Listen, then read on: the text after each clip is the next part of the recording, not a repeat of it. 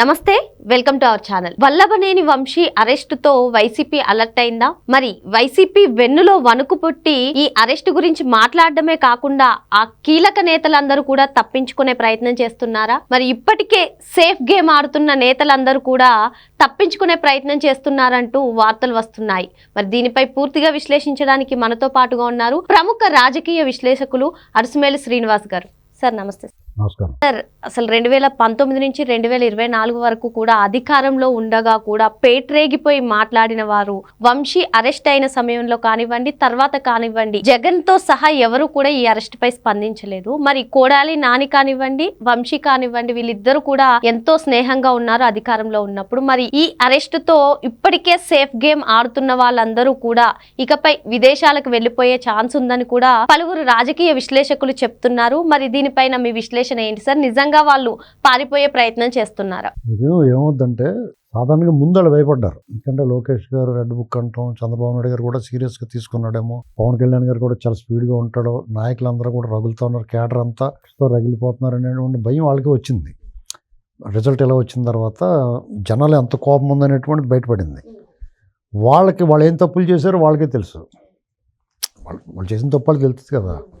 ఎవడు జేబు కొట్టేసాడో ఆడు జేబు కొట్టేసినట్టు తెలుస్తుంది కదా. అలాగే అది కాకుండా అరాచకాలు చేశారు వీళ్ళు. దౌర్జన్యాలు, దుర్మార్గాలు, దోపిడీలు, ఆక్రమణలు ఇలాంటివన్నీ చేశారు. కాబట్టి ఇదన్నీ ప్రమాదంగా ఉందరా బాబు అనుకున్నారా. కొన్నాళ్ళు జంకారు. అయితే కూటమి ప్రభుత్వం ఇలాంటి కక్ష రాజకీయాలు కానీ, లేకపోతే వీళ్ళ మీద కక్ష తీర్చుకోవడం, అక్రమంగా కేసులు బనాయించడం ఇలాంటివి పని చేయలేదు. సోషల్ మీడియాలో డిజిటల్ డెవిల్స్ అని ఉంటారు, పిల్ల సైకోలు, సోషల్ సైకోలు. వాళ్ళ రాతలు కూడా మొదట్లో కొద్దిగా ఆగారు, కానీ మళ్ళీ వాళ్ళు మొదలెట్టారు. ఈ ప్రభుత్వం ఏం చేయట్లేదు అన్నది ఏమవుతాడు. అయితే సోషల్లో డిజిటల్ డెవిల్స్కి రౌండ్ వేసిన తర్వాత వాళ్ళు ఆగారు కొంచెం. ఇప్పుడు మళ్ళీ మొదలెడుతున్నారు. ఈ నాయకులు కూడా పిన్నెల రామకృష్ణారెడ్డి వీళ్ళు ఇవన్నీ చూసిన తర్వాత ముందస్తు బెయిల్ తెచ్చుకునేదాకా ఈ పోలీసు డిపార్ట్మెంట్లో కొంత వాళ్ళ మనుషులు ఉంటారు కదా. ప్రభుత్వ పెద్దలు సీరియస్గా తీసుకోకపోవడంతో అధికార యంత్రాంగం ఏం చేసిందంటే వాళ్ళు కొంత వెసులుబాటు ఇచ్చేసింది. అలాగే కొన్ని కేసుల్లో తాత్సారం జరుగుతుంది. వాళ్ళు ఏటైపోతుంది, అలా దర్యాప్తు జరుగుతుంది, అలా ఏం జరుగుతుంది ఎవరికి అర్థం అవ్వని పరిస్థితి ఉంది. ఇలాంటి పరిస్థితులు వీళ్ళందరూ మళ్ళీ బయటకు వచ్చి రోజా కానీ, లేకపోతే కరుణాకర్ రెడ్డి కానీ, అదే తిరుపతిడు, అదే వాడు ఏం మాట్లాడుతున్నాడు, అతను 200 కోట్లు దొబ్బేసి ఉంటాడు తిరుపతిలోనే. ఇలాంటివన్నీ మనం చూసుకుంటా పోతే వాళ్ళు ఒక్కొక్కడు బయటకు వచ్చి పెద్దిరెడ్డి వార్నింగ్లు ఇవ్వటం, జగన్మోహన్ రెడ్డి మధుసూదన్ రావు అనటం, లేకపోతే మాధవ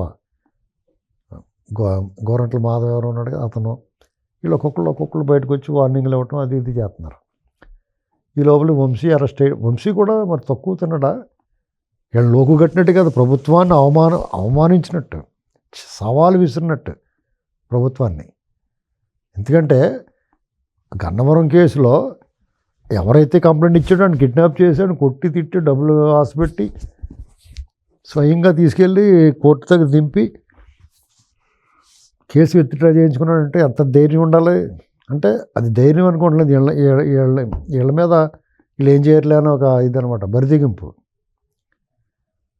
ఇప్పుడు అరెస్ట్ అయిన తర్వాత కేసులు బిగిచ్చిన తర్వాత చూస్తే వీళ్ళందరికీ ఎవరికాడు జంకర్, ఓరు బాబు ఇదేదో తేడాగా ఉందరు బాబుని ఎవరికాడు అంటే వాళ్ళందరికీ ఇప్పుడు ఎవరికాడు ఒక బెయిల్ తెచ్చుకున్నాం, ముందస్తు బెయిల్ అనుకుంటున్నారు. ఆ కేసులో ఒక్కొక్క తప్పే చేశారు. వీళ్ళు ఒక్కొక్కడు 100 తప్పులు చేశారు. 5 ఏళ్లలోనూ 100 తప్పులు చేశారంటే 500 తప్పులు పైన చేశారు. అన్ని కేసులు లోపల పోయి కేసులే వీళ్ళు చేసిన తప్పులు. కాబట్టి ఇప్పుడు వాళ్ళందరూ ఉలిక్కిపడ్డారు. ఓహో, ముందస్తు బెయిల్ తెచ్చుకుంటే కుదరదురా బాబు, ఇంకో దాంట్లో వీరికి చేస్తారు పెట్టేస్తారు అన్న భయం వచ్చింది.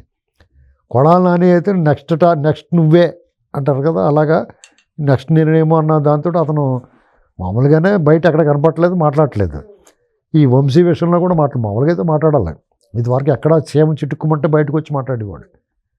లోకేష్ గారు పాదయాత్ర అప్పుడు కానీ, అతను రెడ్ బుక్ అన్నప్పుడు కానీ, రెడ్ బుక్ తీసి ఎక్కడో దోపుకో ఇలాంటి మాటలన్నీ మాట్లాడేవాడు.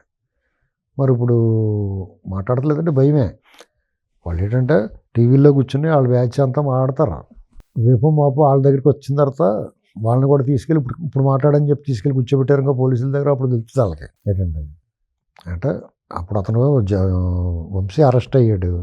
జగన్మోహన్ రెడ్డి ఏం పట్టించుకున్నాడు? కనీసం ఫోన్ చేసి మాట్లాడాలి కదా. వాళ్ళు ఆవిడతో మాట్లాడారంట. అతను మిగతా వాళ్ళందరినీ హుటాహుటిని వెళ్ళిపోయి కలుసుకున్నాడు.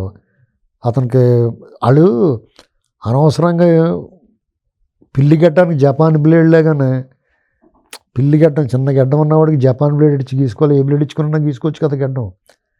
ఇతనికి 144 సెక్షన్ 30 ఇలాంటి అని పెట్టేశారు. ఏదో అయిపోద్దానికి తెగ వచ్చేస్తారు జనం అనుకుని.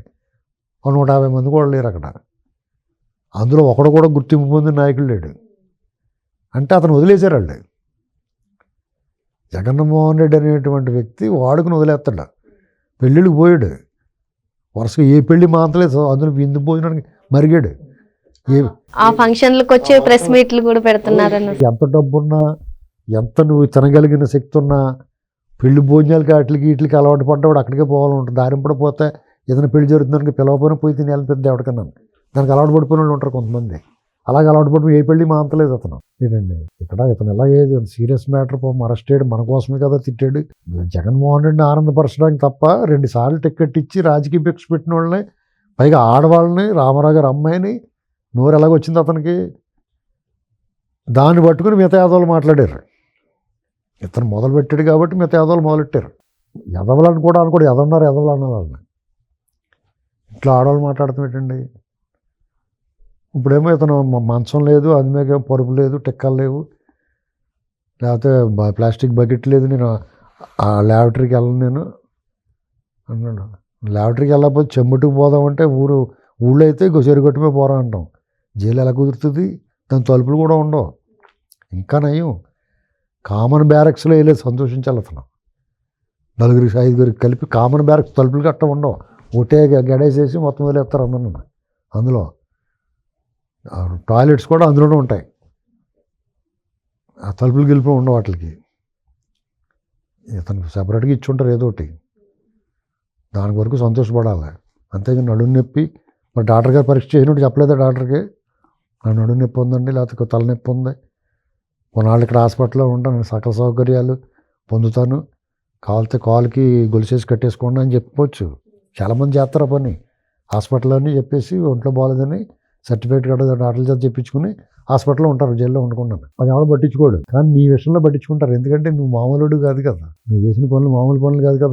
ఆడవాళ్ళని చూస్తే అయ్యో అనిపిస్తుంది. కానీ మరి ఏం చేస్తారు, కర్మ ఇలాంటి కట్టుకున్న పాపానికి. అయిన వాళ్ళ దగ్గర కాని వాళ్ళ దగ్గర అందరి దగ్గర అవమానం. అది చుట్టాల్లోనూ పక్కల్లోనూ అంతా అవమానమే కదా. ఇతను ఎవరో అయ్యో పాపం మీద ఎలా జరిగిందని ఎవడా అంట భలే జరిగింది అంటున్నారు అందరూ. ఎలాంటి పార్టీలో ఉన్నాడండి అతను. వీళ్ళేమో ఊరికి టీవీలో కూర్చుని అతనికి ఏదో అన్యాయం జరిగిపోయింది. వాళ్ళందరూ అడగాల్సింది ఏంటంటే, ఇప్పుడు ఇలాగా జైల్లోకి వెళ్ళిన అందరూ నన్నే వేసేరేటి వాళ్ళని కూడా ఎందుకు వెళ్ళేదని అనాలి. వీళ్ళకన్నా నాకన్నా పెద్ద నేరం చేశాడు, నాకన్నా పెద్ద సెవట. ఇప్పుడు పాటలు అంటారు, నీకన్నా పెద్ద సవట అని నేను పాట ఉంటుంది. అలాగా ఈ నాకన్నా దొంగోడు ఆడిని ఎందుకు వేయలేదు, నన్ను వేసేరేటి అని అడగలేడు. నాకన్నా రాజకీయం చేశాడు, నాకన్నా బూతులు మాట్లాడాడు అని చెప్పి అడగాలి. కొడాలి నానేటి ఎవడు రాడు ఇతనికి. రేపు కొడాలి నాని నేస్తారు, రేపు మా తర్వాత పేరు నాని నేస్తారు. వీళ్ళందరూ ఇప్పుడు బియ్యం అలా కొలగొట్టేసాడు, అతను ఎందుకు వెళ్ళేదని అడగలేడు. అంతే కదండి. మరి వంశీ అరెస్టుతో వైసీపీలోని కీలక నేతలు వాళ్ళందరికీ కూడా వెన్నులో వణుకు పుట్టిందని చెప్పి సార్ చెప్తున్నారు. Thank you sir.